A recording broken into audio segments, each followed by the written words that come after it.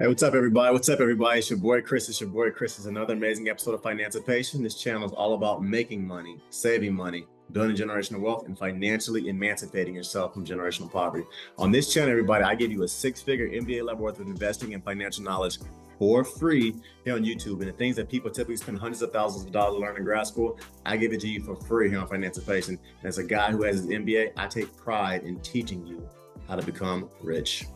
Before I get started, I want to give a shout out to Kilica Solutions. They're one of my sponsors. If you need digital marketing, website development, or something to essentially edit your YouTube videos, they're the best in the business of meeting all of your digital needs. And please hit that notification bell so you know when I drop new content, okay? So if you are not familiar with the fact, I am a mechanical engineer and I have an MBA, but I spent a decent portion of my career essentially working in the construction industry. One summer, I actually paid for college essentially by breaking concrete and working on top of roofs in Miami, working on top of roofs in Chicago during the wintertime, and breaking concrete are one of the things that motivated me to graduate with an engineering degree and eventually get my MBA. So when you do those kinds of jobs, it really puts into perspective about A, how hard you have to work if you're in those industries, but B, it also teaches you a lot of lessons in regards to life itself. So that's what we're going to talk about in this podcast, okay? 12 lessons that I learned working in construction. So let's get started. Lesson number one, be respectful, but never defer too much to anyone, especially someone who has a title of your boss. So Google, YouTube, podcasts, TED Talks, the internet, everybody in this day and age, you can literally learn how to do anything by hopping online and confirming in 4 or 5 different sources. YouTube is one of the greatest tools when it comes to teaching knowledge. And one reason why I started a financial channel and a financial YouTube business is because the amount of people I can reach with financial literacy through doing on YouTube is insane. And you can learn, everybody, literally anything on YouTube. You can learn how a data center operates. You can learn how to build essentially your home. You can learn how to become a licensed electrician just by watching YouTube videos. You can learn how concrete works. There's so many different things you can learn from YouTube. And because of that reason, a lot of times when you get in a situation in corporate America where you have an extremely disrespectful boss who doesn't want to mentor you for whatever reason, or who has no patience for you or no time for you, instead of deferring too much to that individual, you can literally teach yourself how to do that job and get that individual fired and or get promoted and go above that individual. So be respectful. Render unto Caesar's what is Caesar's. At the end of the day, everybody, never defer too much to anyone because you're a lot smarter than you realize, and you can literally learn anything. With something like the internet, it makes it that much easier to do that. Next, the next lesson that I learned in construction is never judge a book by its cover. So when I graduated with my mechanical engineering degree, I was commissioning an air handling unit on top of a roof. What an air handling unit is, it's essentially air conditioning a piece of equipment that's about the size of your car. And when you commission it, you're essentially turning the air conditioning on, you're basically testing it, and you're basically making sure that it works properly and functionally so that when you give it to the end user, which in this case was a library, the air conditioner, it works perfectly. It's essentially like a glorified test for multi-million dollar pieces of equipment. Anyway, as I was on this roof in this scorching hot Miami day, I was talking with a gentleman who had a long white beard. He was chewing tobacco. Let's just say he did not look like the kind of person that essentially you would consider to be extremely intelligent, because if you judge a book by its cover, unfortunately, you would think this person was not very smart. So as me and this gentleman were talking, once again, I have an MBA at this point. I've been teaching finance, stuff like that for years, for almost decades. Me and this guy get into a conversation about college planning, and this gentleman breaks down a 529 better than anyone I have ever talked to, period. If you're not familiar with the 529, it's a college investment tool that smart people use to essentially pay for their children's college courses. And this guy broke it down on a subatomic level as far as why he picked this state versus that state, how it's helping his daughter go to college for free, when he started it, essentially, how it's tax efficient in this state versus this state. And this gentleman broke this 529 down so well, I literally told him, dude, you should write a book about 529s in college planning. And once again, the gentleman drove a pickup truck. He chewed tobacco. He had it going down his beard and everything. And he did not, quote unquote, look like the prototypical finance guy. But this gentleman understood 529s, UTMAs, and college planner better than anyone, myself included, that I have ever met. And this is including the Ivy League, PhD educated professionals and teachers that I had at some of my colleges in grad school. So never judge a book by its cover. Next, the next lesson I learned in construction is this. People are racist because they fear you, they feel inadequate around you, but never let their racism cause you to question your intellect or your work ethic. My first day in corporate America, everybody, I got called the N-word 20 minutes into my experience in corporate America by a person who was tasked to be my mentor, my boss. HR did literally nothing about this individual because he had been with the company for years, and I had only been with the company for roughly 20 minutes. Welcome to corporate America, Chris. So mechanical engineering degree and all that kind of stuff was literally nothing in this guy's eyes. And he had literally no respect for me, for my culture, and he wanted nothing to do with me and made it very clear in all my performance reviews that he did not think I was cut out for the industry. Well, as it turns out, I ended up going online. I ignored this moron. I watched YouTube videos. I went to podcasts, TED Talks, things like that. I read my books. I got my studies, and I learned my craft so well that today this moron is still stuck doing little $5 to $10 million jobs, and I have built literally billion-dollar data centers and basically headed up billion-dollar federal buildings in my career. Racism, everybody, in 2024 is a roadblock. It is no longer an impenetrable wall. And to all my minorities, to all my women, to anyone that's listening to this podcast, once again, do not let an individual's racism or sexism stop you from living up to your God-given potential. And in regards to racism, I've experienced the real stuff. I've been on job sites where when I show up, the next day they're finding nooses on the job sites. I've seen swastikas written in bathrooms after I get to job sites. I have been physically threatened on a few of my job sites. And I've literally had projects where I'm driving in because I'm basically doing some of the mechanical engineering systems for them. And as I'm driving to this very rural southern particular project, I'm seeing black dolls hanging from trees. I'm seeing Confederate flags the size of tennis courts swinging on farms in the background and stuff like that. So I've dealt with real racism. And what I'm telling you guys is this: generally speaking, people that feel that way, it's because they're inadequate and they're generally not that intelligent, and they're typically not that good at their jobs. And they know for a fact that if the playing field was level, you would surpass them in every sense of the word. So my advice is simple: if you are in those environments, A, go to HR about it because you don't have to tolerate stuff. B, basically keep a running tab and journal entry about all the ignorance that you're dealing with, so that when you leave, you can sue them. And also, from a day-to-day perspective, always be prepared for every meeting that you're going to. Always be extremely organized. Always essentially have all your ducks in a row when it comes to basically what you need to do for your job task, and never give them an excuse to prove the stereotypes that they unfortunately believe about you. Next, the next skill that construction taught me, everybody, is that you are smarter than you think and that you can learn literally anything. Every year you should be trying to get a new certification, everybody. Every year you should be learning a new trade or a new skill, something that kind of separates you from your peers. Every year you should be taking a new computer course. You can figure out how to do your jobs faster and more efficient. Every year you should be taking courses and things of that nature at a local community college, or courses that are offered through your current employer, so that you can gain new skills and be better at your job. The next skill that I learned in construction was that you can learn anything and that you are a lot smarter than you realize.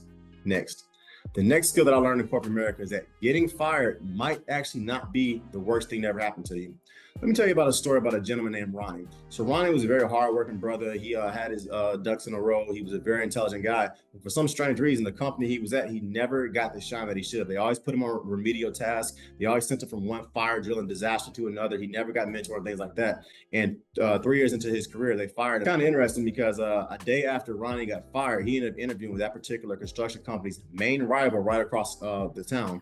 And within 1 year, he got promoted so many times, he ended up becoming a project executive of that particular company. And now Ronnie sits on boards directly interviewing and taking jobs from his former employer who wanted nothing to do with him. Now let me tell you about a story about a young woman named Sharita. I was sitting in an owner's meeting one time with Sharita, and essentially what an owner's meeting is when the client is talking to the architect, the engineer, the construction superintendents, and the finance people. Well, Sharita raised her hand and said, what the fan that you guys are proposing is not code compliant for what you want to do. So essentially, the architect wanted to put this very pretty little fan at the top of this stairwell. And the reason why is because it was overlooking this beach in downtown Miami. Well, unfortunately, the particular fan that they wanted to actually go with was not code compliant. And because I have a forensic background, I knew it was not code compliant. So anyway, when Sharita raised her hand, she basically said, this is not a fan that's code compliant. We should not put this in there. Well, the architect called her a stupid MF and get this dumb MF out of my meeting. And he basically went to task and said she was dumb in front of her bosses, in front of her project managers, and in front of everybody, and said, I never want to see this idiot inside of this meeting ever again. I defended Sharita because I knew for a fact that the fan that what she was proposing was correct. To make a long story short, they ended up firing Sharita. They ended up moving to a different division, and they never defended her. I thought it was wrong, but I kind of knew where the story was going to go. A year and a half later, everybody, when we started actually turning on that building, we called it the commissioning process. We start turning on your mechanical systems, your electrical systems, your plumbing systems, and we started actually firing the building up. That fan failed. So to give you an indication about that fan failing, it's a life safety issue. And if that fan does not come on essentially exhaust air during the event of a fire, if people who cannot get out of that stairwell die, that is a multi-billion-dollar issue as far as being sued. So because they ignored Sharita and refused to put in the exhaust fan that she was talking about, that company ended up getting sued and they lost over $11 million to the city of Miami-Dade. So Sharita got fired, ended up leaving, ended up becoming a senior commissioning agent as well as a senior inspector in Miami. And today she's making literally 4 times what she was making working for that particular general contractor or construction company. What I'm saying about that is this, everybody. In both examples, both people were very good at their jobs, but when they got fired, literally, they got massive pay raises, their responsibilities went up, and they became industry experts in their particular field. And on top of that, they got to stunt because the people that hated on them basically ended up working for them. So it's an amazing thing, isn't it? Next, the next lesson that working in construction taught me is that every 3 to 5 years, you should be willing to interview with another company and leave. So the average person, everybody that works in corporate America, only gets a 3% pay raise every year. The average person that leaves and goes to work for a rival competitor, however, gets a 20% pay raise every year. Do the math. Loyalty, everyone, to some extent, particularly in corporate America, is dead. The days of us working 25 or 30 years for the same company like our grandparents did and getting that gold watch with the pension are over. Now, I'm not saying that you should jump ship all the time because there are some situations where you're in where you need to stick around and learn. And there are certain companies that you should work for 20 years because they're just that good. But in general, everybody, you are losing a lot of money and costing yourself a lot of money if you decide to stay at the same company year in and year out. And honestly, it does not really hurt you if you say, you know, I've been with this company for 4 or 5 years. It's time for me to see what else is out there.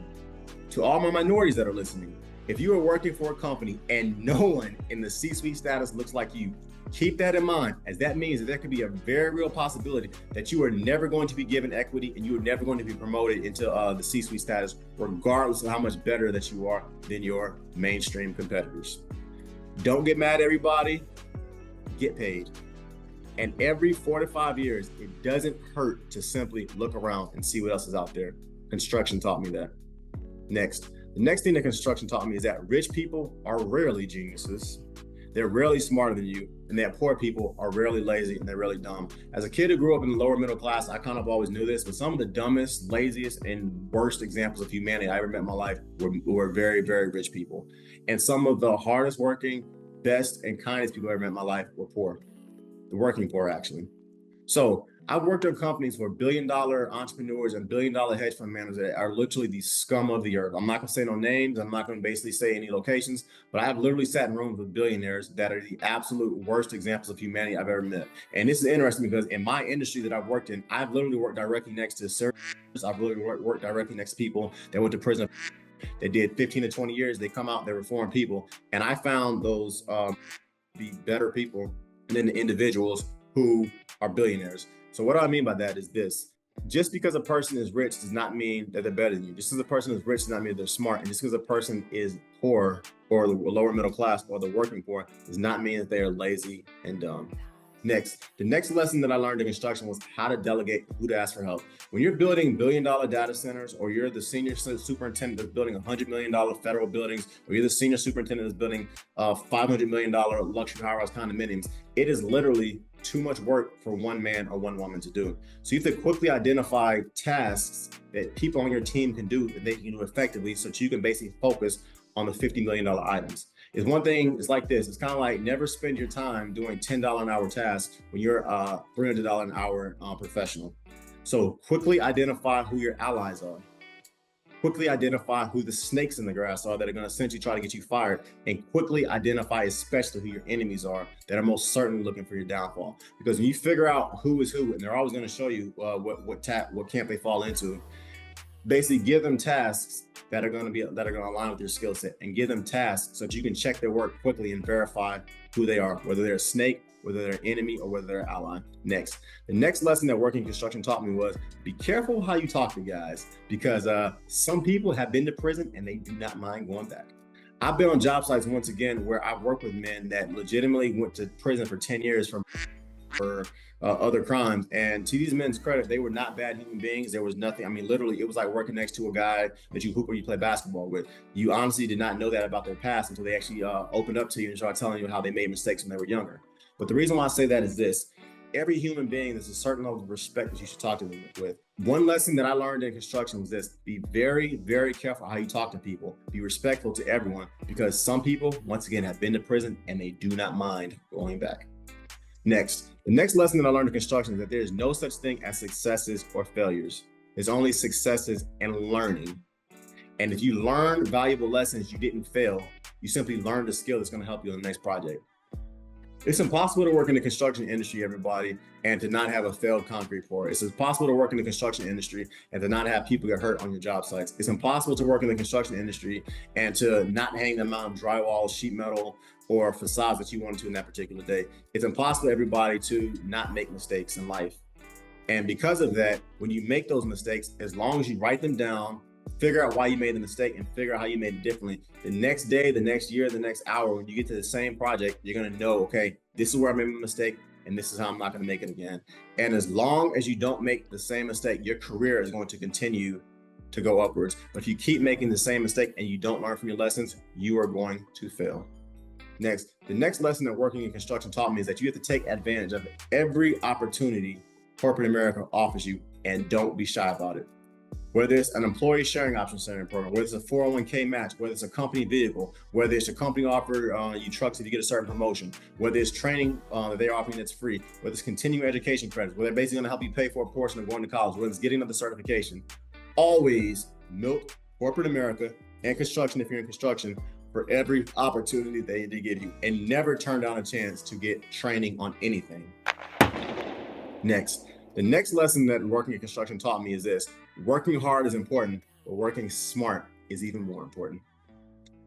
One of the things I found quite interesting when I started working in construction was that I was amazed at how many times a guy would do a task and it would take them 4 hours to do that task. And then 2 years later, it still took them 4 hours to do the exact same task. I was like, dude, haven't you learned anything by now? Maybe because I came from a mechanical engineering background and also came from a finance background. My idea was simple. If it took me 4 hours to do something, I was figuring out how to do that same task in 3 hours. If it took me 3 hours to do that same task, 4 months later, I was trying to figure out how to do that task in 2 hours. And then I wanted to get down to 90 minutes to 30 minutes to under an hour. Essentially, everybody, I would create spreadsheets, I would create systems in place, I would create templates to make sure that whatever I was doing, I was figuring out ways to do that thing 25% faster, essentially every month to every other month.